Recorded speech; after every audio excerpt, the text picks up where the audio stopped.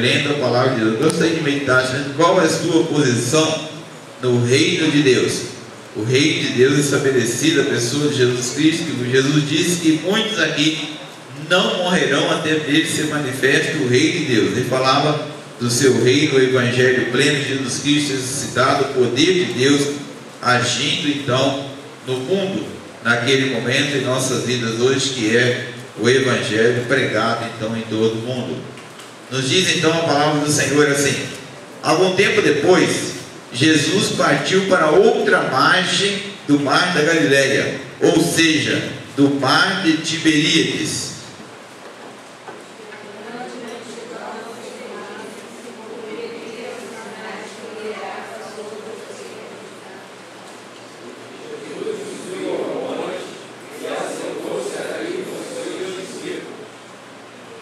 Estava próxima a festa judaica da Páscoa.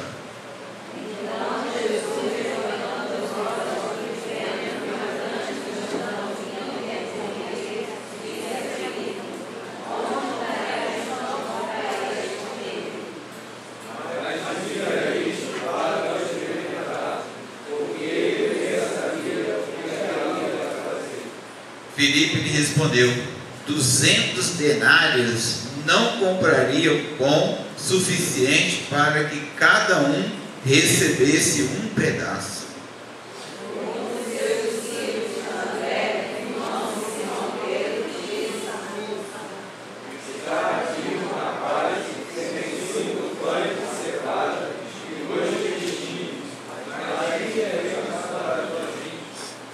Jesus disse: mandem o povo assentar-se.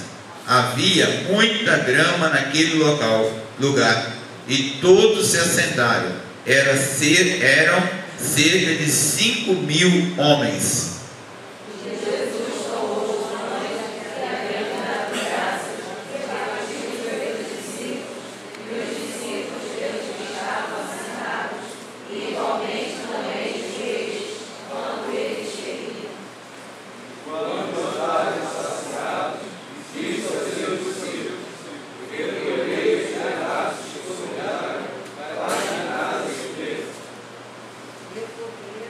Depois de ver os sinais miraculosos que Jesus tinha realizado, o povo começou a dizer, sem dúvida, este é o profeta que devia vir ao mundo.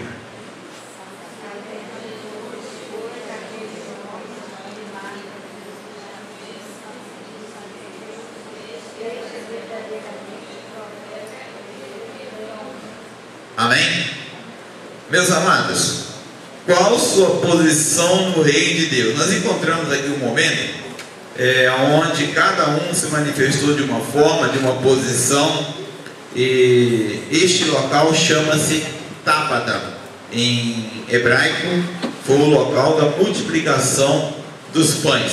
Fica embaixo do pé do Monte Sinai, Monte Sinai está no Egito, Monte das Bem-aventuranças, e aonde também no tempo das chuvas, Israel chove 4 meses no ano, e passou os 4 meses, não tem mais chuva, por isso é um local que é um deserto, além do ser árido, sistema árido, também muito pouca chuva, e naquele local é quebrado o silêncio por um barulho de uma cachoeira, que flui uma água debaixo do Monte das Bem-aventuranças no período das chuvas, durante os período aí, depois que passa ainda os 2 meses, então 6 meses em média, corre uma água naquele local. Jesus então, quando o versículo texto começa, algum tempo depois, porque Jesus estava do outra margem do mar da Galileia, falando a respeito do reino de Deus, e ele vem então para este local ali, um local chamado Tábata, próximo então do Monte das Bem-aventuranças. Depois ele profere o sermão da bem-aventurança, e neste local Tábata, aonde então há esse milagre da multiplicação dos pães e dos peixes. E na verdade a vida de Jesus é belíssima, maravilhosa. Jesus todos os seus ensinos, toda a sua vida, todos os passos de Jesus são fantásticos, maravilhosos. E, embora não vivendo num tempo, numa época onde não houve o reconhecimento dos líderes da época, e assim porque os profetas também já diziam, mas os seus ensinos são motivadores, seu amor é contagiante. E os homens? Os homens somos nós. Assim o Senhor nos ama, mesmo assim, da forma como nós somos. E na verdade, quando Jesus faz a multiplicação dos pães, Jesus está reportando algo que aconteceu no Velho Testamento. Os irmãos lembram o tempo de Davi. Davi chega num local, ele estava com fome. Ele e quantos homens? Quem lembra aqui? 400 homens que haviam acompanhado Davi. Estavam famintos e cansados. E a Bíblia diz que quando Davi chega àquele local, não havia comida. E aí o sacerdote disse o quê? Nós só temos o pão do santuário.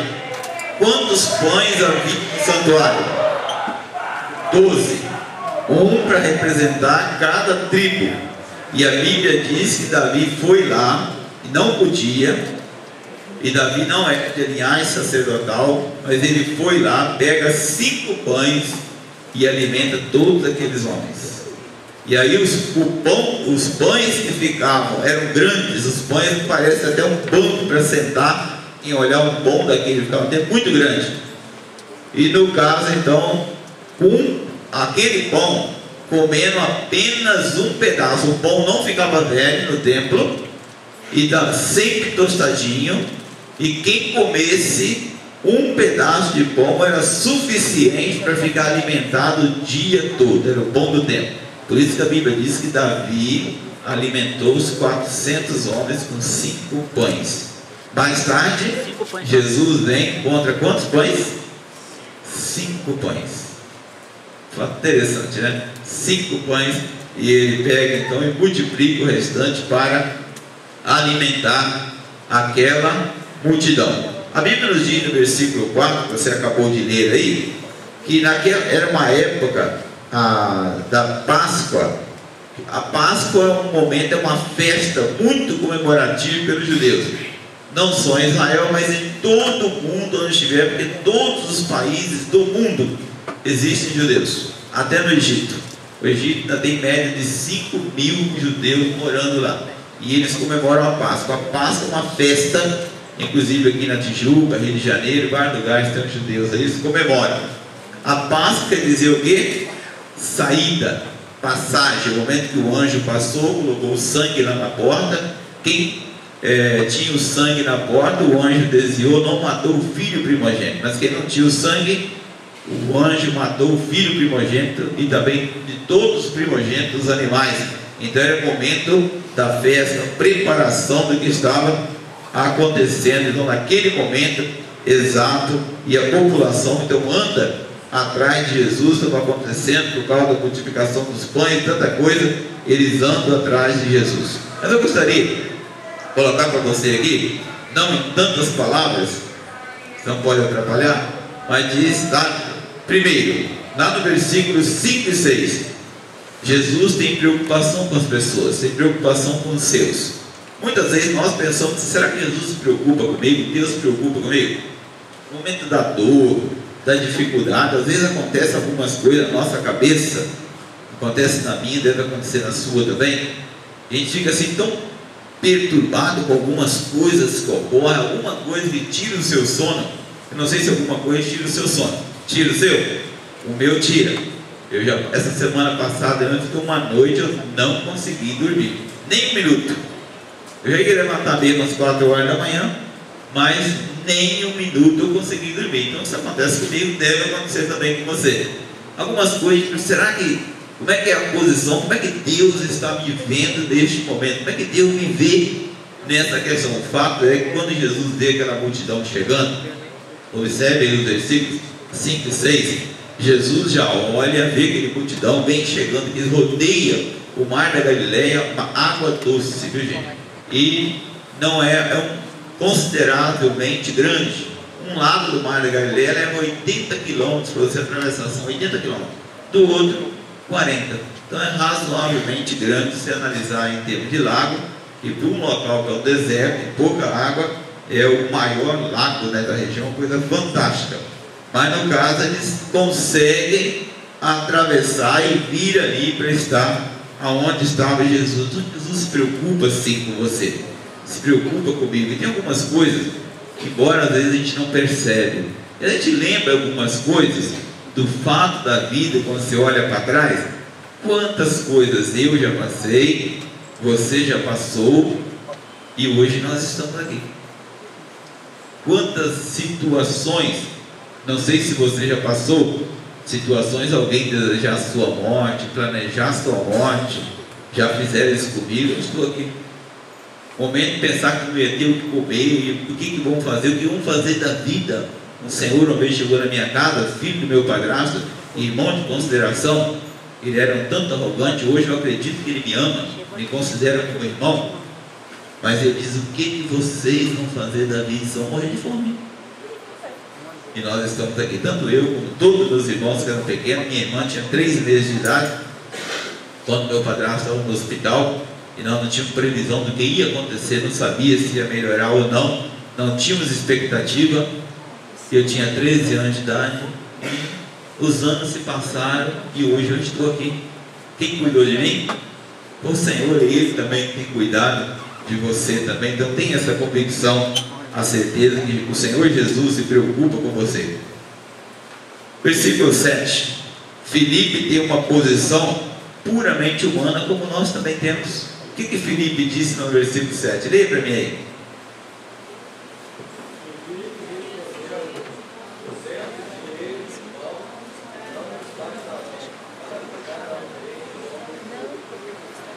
Filipe apresenta uma solução. 200 denários, que era um dia de um trabalhador. Você pensar em dia de um trabalhador hoje, mais ou menos do que 50 reais, 60, calcula aí, faz um cálculo, não fiz esse cálculo. Quanto vai dar? Então 200 denários de pão não vai dar para alimentar essa multidão. O que nós vamos fazer? E é o que muitas vezes nós também fazemos diante dos problemas, das situações. E aí, o que nós vamos fazer? Qual vai ser a posição? Qual é a sua posição?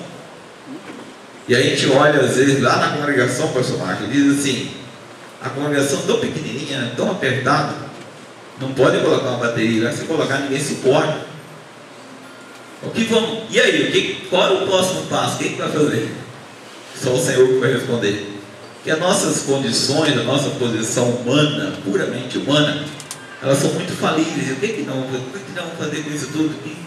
Qual posição nós vamos tomar? A posição de Filipe foi uma posição puramente humana, e que nós também temos. Nós não escapamos disso, tem como escapar dessa situação pela questão da nossa natureza humana. E o fato, lá no versículo 9, algumas traduções dizem um menino, mas a tradução minha revisada, a NVI, diz um rapaz. Era um garoto, alguém que estava lá no meio daquela multidão, e de repente esse garoto, como disse Moshe, guia, diz o seguinte: a mãe, geralmente quem se preocupa muito é a mãe, né? Quando o filho vai para algum lugar, ela diz o quê? Meu filho, leva alguma coisa, leva uma fruta. Aquela mãe bem natural, diz assim, ó, gosta de produtos naturais, ela diz assim, ó, leva uma fruta para você comer quando chegar no meio do caminho, chegar lá.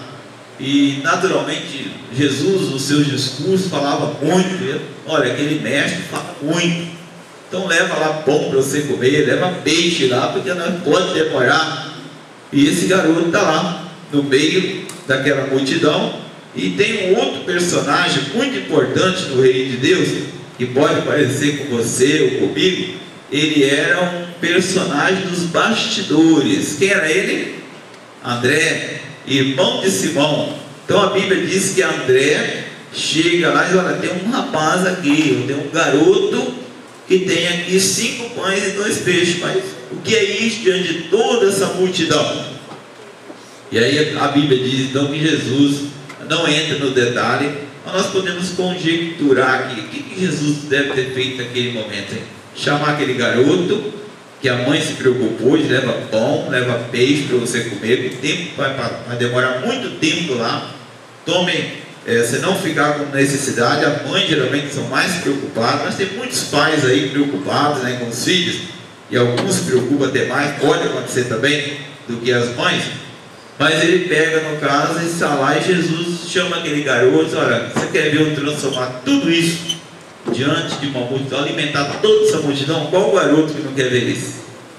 E ele coloca lá então à sua disposição. Ele abriu mão daquilo que ele tinha, entrega a Jesus, e a Bíblia diz que ele multiplica pão e peixe para alimentar toda aquela multidão. Então, meu querido irmão, minha querida irmã, eu não sei se você está de frente, se está no bastidor, nenhuma questão está errada, mas desde que você se prontifique, se coloque pronto no reino de Deus para atuar, porque o reino de Deus nós não podemos ficar parados esperando as coisas acontecerem. É preciso se colocar à disposição. E esse garoto coloca o que ele tem. O que ele tinha? 5 pães e 2 peixes. 1030 e poucos anos. Davi viveu 1020 anos antes de Jesus em média.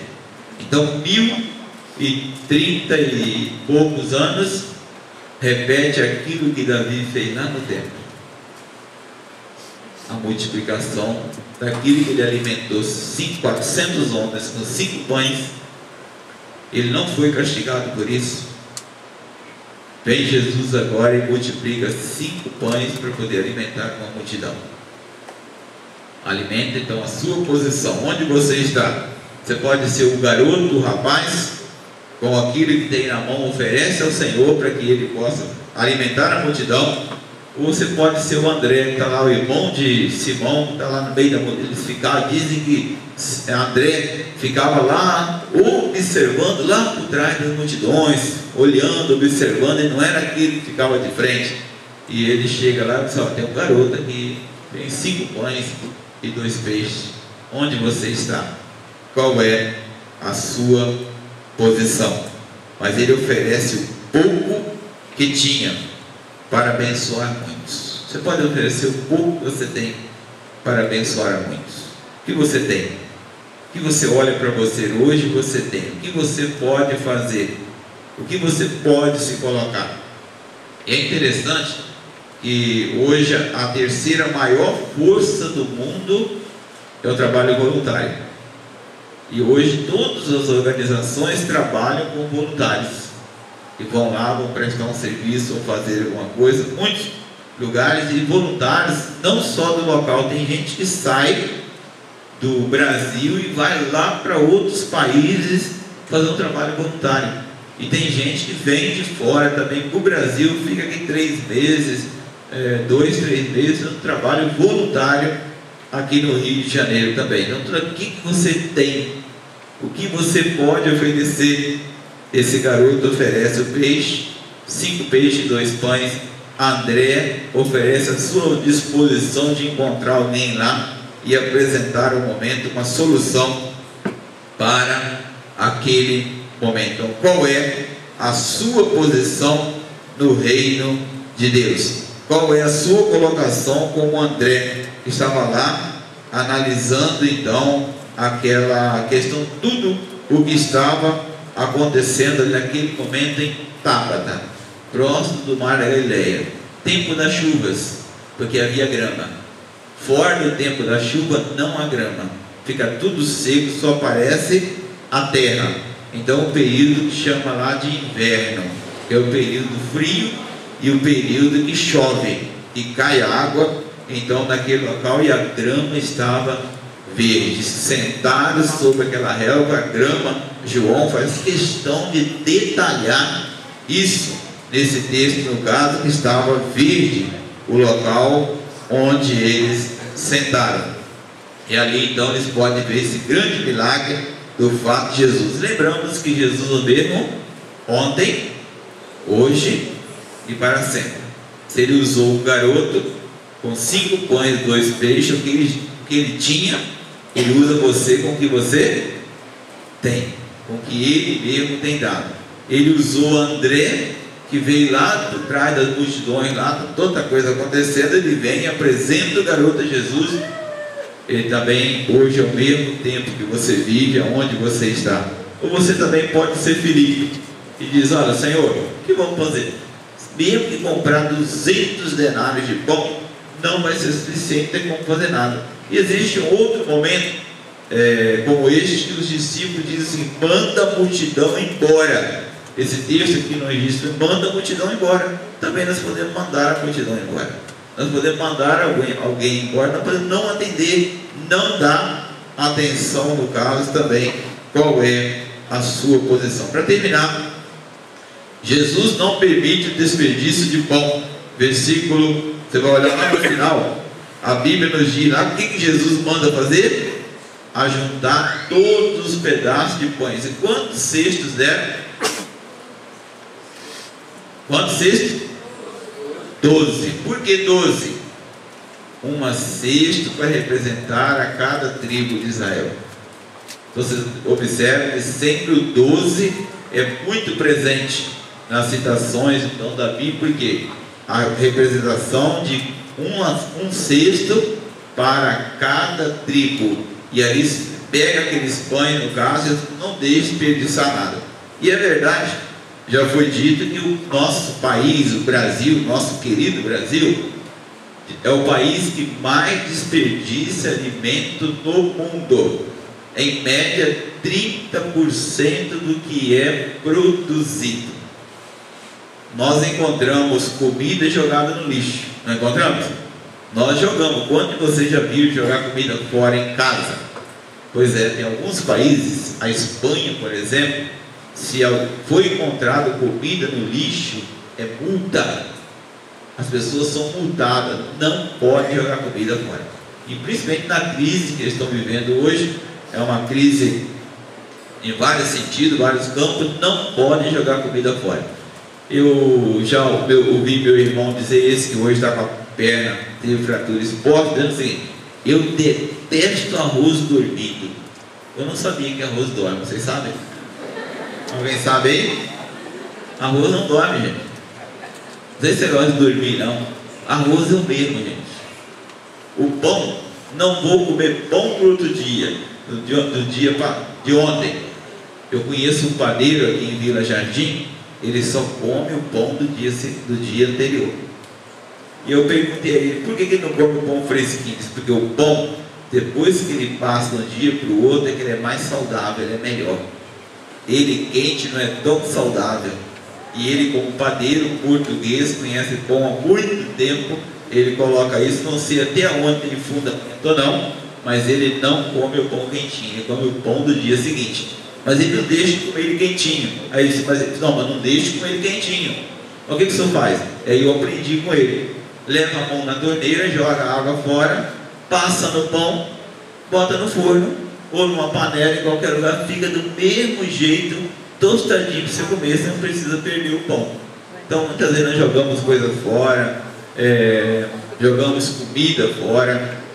Eu fico às vezes, dói o coração quando, aqui mesmo, vamos falar de nós, no churrasco que a gente faz na casa, o senhor vai lá, enche o prato de carne, enche o prato de comida, e depois a gente olha, se for fazer a conta, é muita comida jogada fora. Lá em casa, coloco para as crianças: olha, coloque no prato que vai comer. Que não vai comer, não coloque. Então não podemos também pensar, Jesus já era contra o desperdício, lembra disso? Então, se nós olharmos bem, ele era contra isso. Então, qual é a sua posição, meu querido, no reino de Deus, para abençoar outros, para oferecer o que você tem? Vai usar, Deus pode, o Senhor pode usar a você, um garoto, uma garota, um idoso. Deus não vai. A maravilha do reino de Deus é que o Senhor não escolhe graduação, Ele escolhe pessoas. Pessoas se dedicam.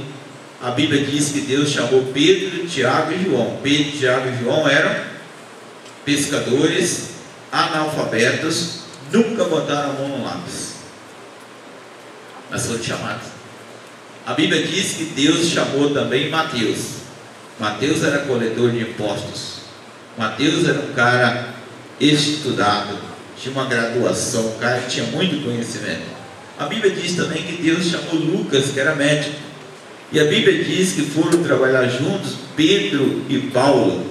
Pedro era analfabeto, Paulo era um dos homens mais cultos da época, mas trabalharam, Deus chamou todo mundo. E na verdade Ele quer o seu coração, quer você, não importando a sua posição, aquilo que você faz, mas o que você é, e o que você é Ele quer tratar em você. Baixe sua cabeça neste momento e reflita comigo agora. Qual tem sido a minha posição no reino de Deus? Como eu tenho me posicionado no reino de Deus? Nesse reino de Deus, nesse tempo que nós vivemos, o reino de Deus manifestado na pessoa de Jesus.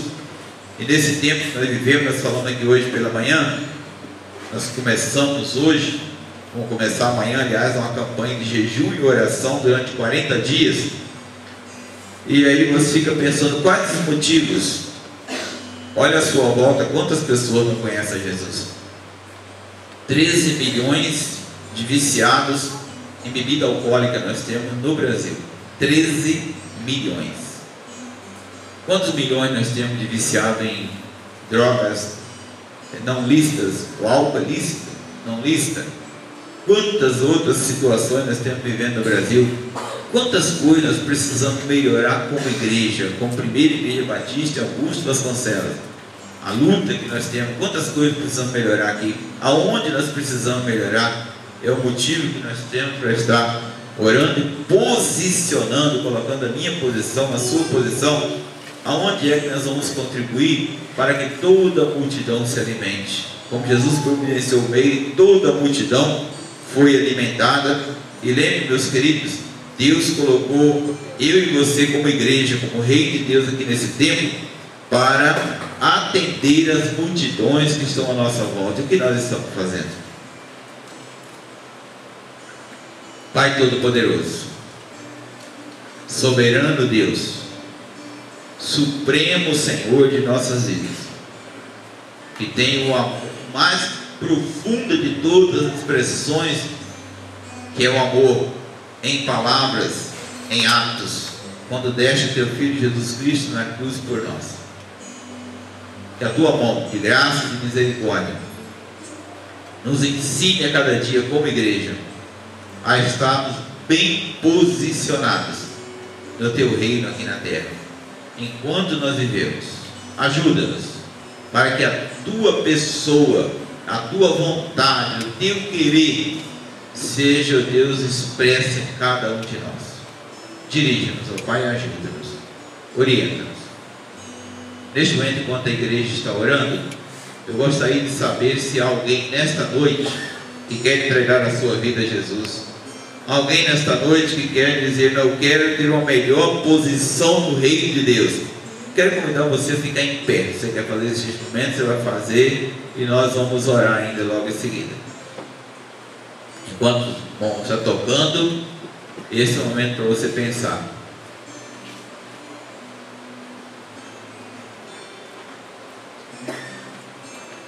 Não, todos estão conscientes, todos já são cristãos, todos aqui têm consciência da sua posição, se assim é.